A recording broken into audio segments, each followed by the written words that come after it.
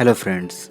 आजकल professionals quality से ज़्यादा क्वांटिटी पर फोकस कर रहे हैं, जो उन्हें किसी कठपुतली की तरह बना रही है, जो एक साथ मल्टीपल ईमेल्स और प्रोजेक्ट्स निपटाने के चक्कर में मल्टीटास्किंग करने लगते हैं, जिससे उनके काम में वह क्वालिटी जिसे डीप वर्क कहते हैं वह नहीं आ पाती। डीप वर्क का मतलब बिना किसी डिस्ट्रैक्शन के पूरे फोकस के साथ काम करने से है। तो इस वीडियो में हम डिस्कस करेंगे कार्ल न्यूपोर्ट की बुक डीप वर्क के बारे में, जिसमें उनने कुछ रूल्स बताए हैं जो आपको डीप वर्क करने में हेल्प करेंगे, जिससे आपकी प्रोडक्टिविटी बढ़ेगी और आपको सक्सेस मिलेगी। डीप वर्क क्या होता है? डीप वर्क एक ऐसा काम है जो हमारी ज़िंदगी में अभूतपूर्व बदलाव लाता है या फिर हमारी कंपनी के अंदर बहुत प्रोडक्शन को बनाता है। दोस्तों, ऐसे समय में जब टेक्नोलॉजी इतनी तेज़ी से डेवलप हो रही है, तो हम कभी सपने में भी नहीं सोच सकते कि हमारे हर काम को जो हम कर रहे हैं उसमें इतनी प्रॉब्लम्स आएंगी, उसमें इतने डिस्टरबेंस आएंगे। हमें बिना किसी रुकावट के एक समय पर एक काम करने की एबिलिटी और स्किल डेवलप करने के लिए हमें फोकस तो करना ही होगा, क्योंकि यह बहुत ज़रूरी है कि हम डीप वर्क करने की प्रैक्टिस को अपनी ज़िंदगी में लाए, तभी हम कुछ क्रिएटिव और अच्छा प्रोडक्टिव वर्क कर पाएंगे।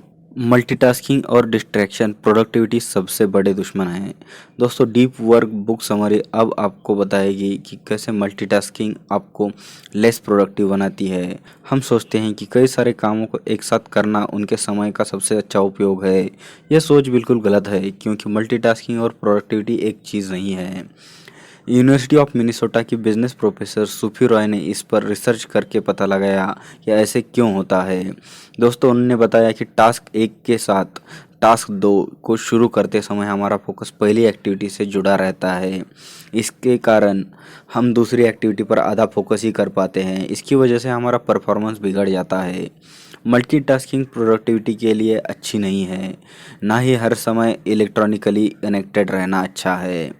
इनफैक्ट सोशल मीडिया और ईमेल टैब को अपने वेब ब्राउज़र पर खुला रखना आपको भले ही हार्मफुल नहीं लगता हो, और अगर आप फौरन नोटिफिकेशन को एड्रेस ना भी करें, तब भी आपकी कंप्यूटर स्क्रीन पर बार बार नोटिफिकेशंस का पॉपअप आपके फोकस को बिगाड़ने के लिए काफ़ी है।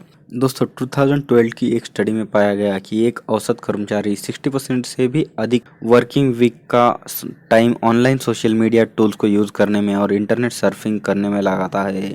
उसमें से सिर्फ 30% समय ईमेल को पढ़ने और उसका जवाब देने में बीतता है, जिससे उसका बेहद समय ऑनलाइन ही बर्बाद हो जाता है।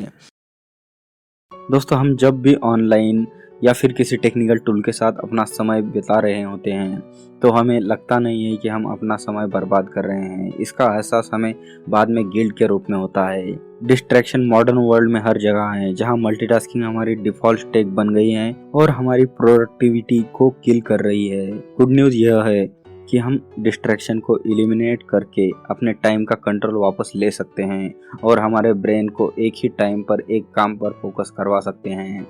डीप वर्क को कैसे अचीव करें? दोस्तों, डीप वर्क को अचीव करने के लिए अलग अलग स्ट्रेटेजी होती है, जिनमें से सबसे पहले हमें गोल की ज़रूरत होती है।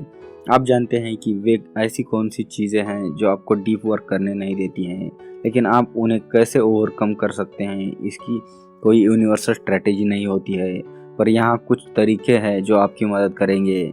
जिसमें से फर्स्ट है मोनास्टिक अप्रोच। मोनास्टिक का मतलब होता है मठवासी दृष्टिकोण। इस तरीके में आपको एकांत में रहना होता है, ऐसी जगह जहां आपको कोई भी किसी भी प्रकार का डिस्ट्रैक्शन अपनी ओर आकर्षित न करे। दोस्तों, यह स्ट्रेटेजी डिस्ट्रैक्शन के सभी स्रोतों को मिटाने और एक संत की तरह अकेले रहने में काम करती है। सेकंड है बायमोडल अप्रोच। इसमें लंबा समय अकेले रहकर मुख्य कामों को किया जाता है और बचे हुए समय को बाकी के कामों में पूरा करने में उपयोग किया जाता है। इसमें थर्ड है रिदमिक अप्रोच।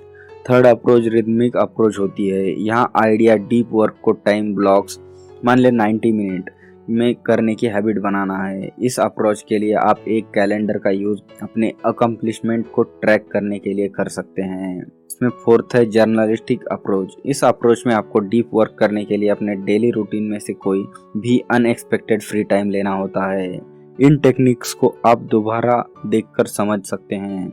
आपको एक बात ध्यान रखनी है कि ये सब एक रूटीन की तरह की जानी चाहिए, रैंडमली नहीं। दोस्तों, यही डीप वर्क और जोन के बीच अंतर है।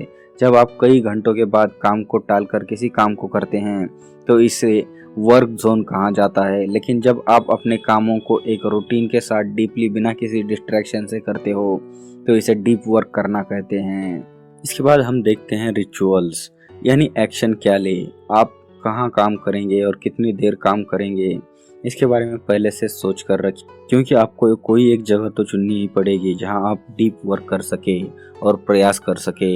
एक बार जब आप शुरू करें तो कैसे उस पर काम करेंगे इसके बारे में भी पहले से सोचिए। इसके लिए आपको रूल्स और प्रोसेस चाहिए जिससे आपके प्रयास आकार ले सके। जो चीज़ें आपको डिस्टर्ब करती है उन्हें दूर कर दे ताकि डीप वर्क करते समय आपका टाइम वेस्ट ना हो। नेक्स्ट पॉइंट है मेक ग्रैंड गेस्चर। जेके रॉलिंग्स हैरी पॉटर सीरीज की अपनी लास्ट बुक घर पे फिनिश नहीं कर पाई थी। कुत्तों के भौंकने, बच्चों के शोर शराबे और यहाँ तक कि विंडो क्लीनर के शोर की वजह से उनका डीप कंसंट्रेशन नहीं लग पा रहा था। तो उन्होंने एक ग्रैंड गेस्चर किया और सीधे एक होटल में रहने चली गई, जो महंगा तो था मगर वहाँ जाकर वे शांति से डीप वर्क में आसानी से जा सकती थी। जब आप इस स्टेट में जाने के लिए इन्वेस्ट करते हैं तो इसका आपको फायदा मिलता है, क्योंकि आप इससे कुछ अचीव ही करेंगे और टाल मटोल से भी बचे रहेंगे। क्या आपको अकेले काम करना चाहिए? कोलैबोरेशन नए आइडियाज़ और इनोवेशन को जन्म देता है।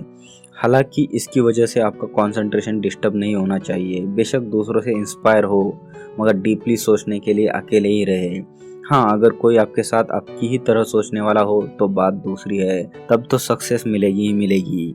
किसी बॉस की तरह एग्जीक्यूट करे। इंटेल जैसी बड़ी कंपनी ने एक पब्लिश्ड रिसर्च पर बेस्ट वर्किंग स्ट्रेटेजी अपनाई और रिसर्च के ऑथर ने सीईओ को डिस्क्राइब करके ये बताया है कि क्या करना है, ये नहीं कि कैसे करना है। और इन दोनों सवालों के जवाब में काफ़ी डिफरेंस है और इसे 4 डिसिप्लिन्स ऑफ एग्जीक्यूशन से समझाया गया है।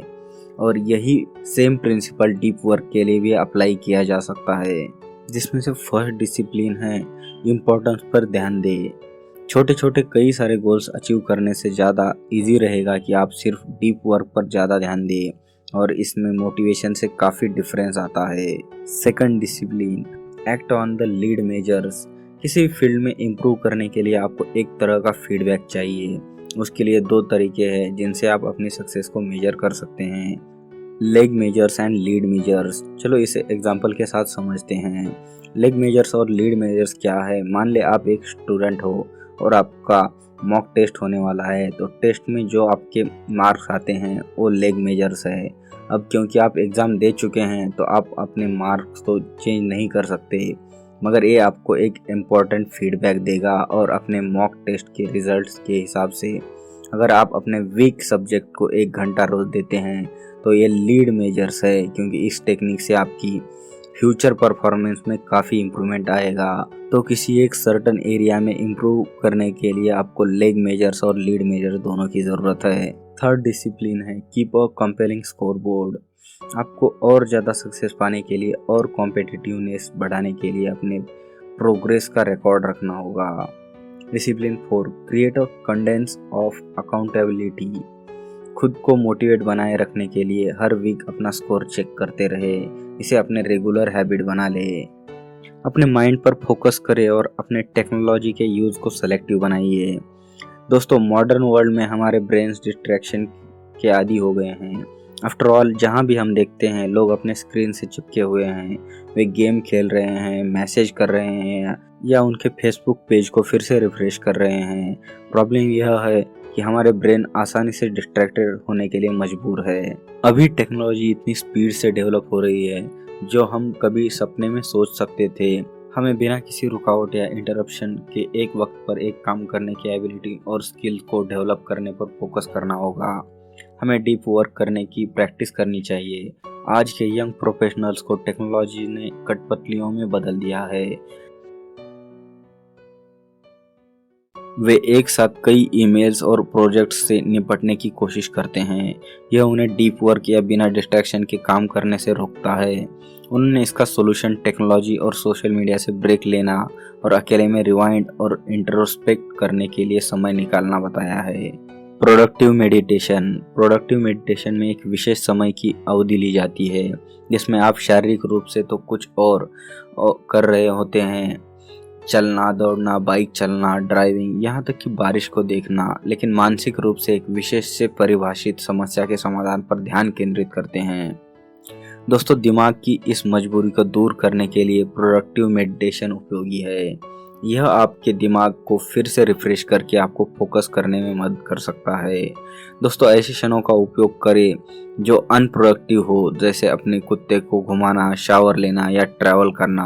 अपनी प्रॉब्लम्स को समझने के लिए आपको ध्यान रखना होगा कि आपका मन दूसरे टॉपिक्स पर डाइवर्ट न हो। अपने आप से सवाल करें कि आपको अपने गोल को पाने के लिए क्या क्या काम करने की ज़रूरत है। सोशल मीडिया चलाने के प्रति अपनी इंटेंशन निर्धारित करें। सोशल मीडिया और इंटरनेट का यूज़ करते वक्त अपने इंटेंशंस का ध्यान में रखना ज़रूरी है। इसके पीछे यही कारण होता है कि हम जिन लोगों से हम रेगुलर नहीं मिल पा रहे हैं, आप उन लोगों की गतिविधियों को देख सकें। लेकिन जब यही लोग आपसे मिलने के लिए बुलाते हैं तो आप मना कर देते हैं। यानी कि सोशल मीडिया को चलाने हमारा उद्देश्य या इंटेंशन ही साफ नहीं है, इसलिए हम बेफिजूल ही अपना टाइम न्यूज़ फीड को नीचे स्क्रॉल करते रहते हैं। दोस्तों, सोशल मीडिया जब स्टार्ट हुआ था तो यह अपने दोस्तों और अपनी सोसाइटी की एक्टिविटीज़ को देखने के लिए था, लेकिन अब यह यूजलेस इंफॉर्मेशन से भर गया है। यह एक तरह का नशा सा बन गया है। फॉर एग्जाम्पल, अगर आप फ्रेंड से टच में रहने के लिए फेसबुक का यूज़ करते हैं तो इसका यूज़ उन लोगों के साथ कम्युनिकेट करने के लिए करें, लेकिन साथ ही यह एफर्ट्स भी करते रहे कि जब आप पॉसिबल हो तो आप उन लोगों के साथ में ज़्यादा टाइम स्पेंड करें। सोशल मीडिया के नशे से कैसे छूटे? दोस्तों, सोशल मीडिया को छोड़ने के लिए कुल टर्की बन जाए, यानी कि 30 दिनों तक अपनी सोशल मीडिया से दूर रहे और देखें कि पिछले महीने आपकी लाइफ सोशल मीडिया के साथ बेहतर थी या नहीं। क्या किसी ने ध्यान दिया कि आपने इसका यूज़ करना बंद किया है? दोस्तों, आपको इन दोनों सवालों के जवाब ना में ही मिलते हैं तो आपका सोशल मीडिया बंद रखना ही आपके लिए बेहतर होगा। और यदि जवाब हाँ में आप देते हैं तो आप सोशल मीडिया को फिर से यूज़ कर सकते हैं। डीप वर्क का शेड्यूल बनाएं। दोस्तों, एनर्जी को रिस्टोर करने के लिए वर्क और फ्री टाइम दोनों को शेड्यूल करना ज़रूरी है। आपने देखा होगा कि अक्सर ऑफिस से घर आने के बाद या पूरा दिन रूटीन वर्क करने के बाद हमारा कुछ भी करने का मन नहीं करता। हम एक ही रूटीन में स्टक हो जाते हैं। हम टीवी देखते हैं, हमारे फ़ोन को स्क्रॉल करते हैं या फिर हमारे कंप्यूटर को घूरते रहते हैं, या फिर जब फाइनली हमारा सोने का वक्त होता है तो हम जब घर आने के बाद से भी ज़्यादा टायर्ड महसूस करते हैं। यह एक्ट हमें अगले दिन के लिए लो एनर्जी में छोड़ देता है, यानी कि दूसरे दिन उठने में हमें और भी थकान महसूस होती है। दोस्तों, आप इस सिचुएशन को हैंडल करने के लिए अपनी सभी एक्टिविटी को शेड्यूल करें, मतलब अपने पूरे दिन की टू डू लिस्ट बनाएं। हर दिन की स्टार्टिंग में एक ऐसा शेड्यूल बनाएं जिसमें अपने पूरे दिन को कम से कम 30 मिनट के टाइम ब्लॉक में डिवाइड किया हो।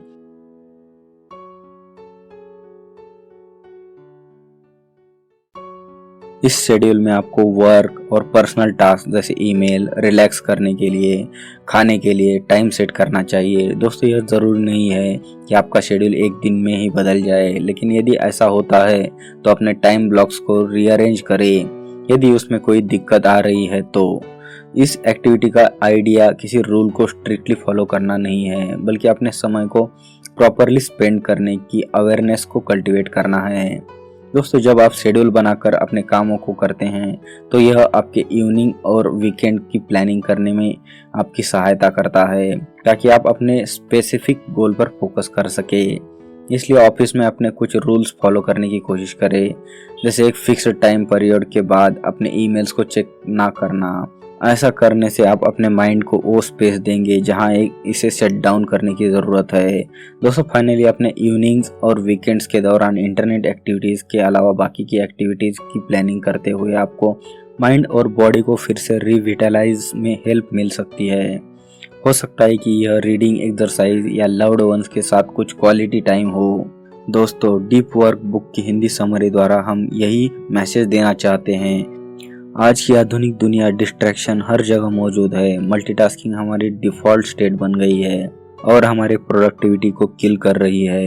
दोस्तों, खुशी की बात यह है कि हम डिस्ट्रैक्शन को हटाकर अपने समय का कंट्रोल वापस से ले सकते हैं और अपने दिमाग को एक समय में एक काम पर फोकस कर सकते हैं।